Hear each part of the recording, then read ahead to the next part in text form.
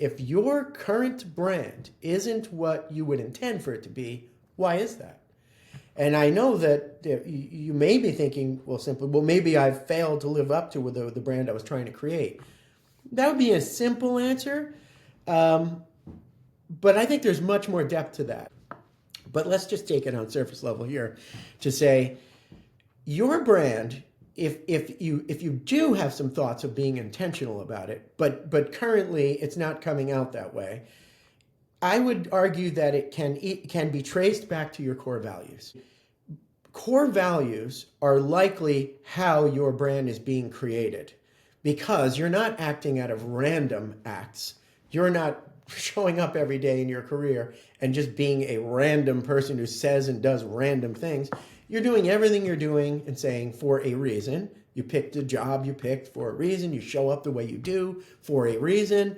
Whether it's the things you like that you do or the things you don't like that you do, they're all for a reason, and they likely can be traced to your core values. And if they're happening unintentionally and you don't like the way they're showing up, then it may be very well because one core value is competing with another, or perhaps one core value is being expressed in perhaps a rebellious way or some way that sort of is trying to fight the tide. And so while you maybe want to have this one brand, you sort of can't help yourself from playing out this other brand. So therefore, perhaps you're in conflict and your brand will be the one that you act out. The brand will be the one that people are observing. So that's how you're establishing your brand. Now, to do it intentionally would be to iron out the details internally and decide what are the core values. Let me prioritize them. Let me be intentional about what it is I plan to project. These are the three main things I want people to understand about me. So this will be the brand.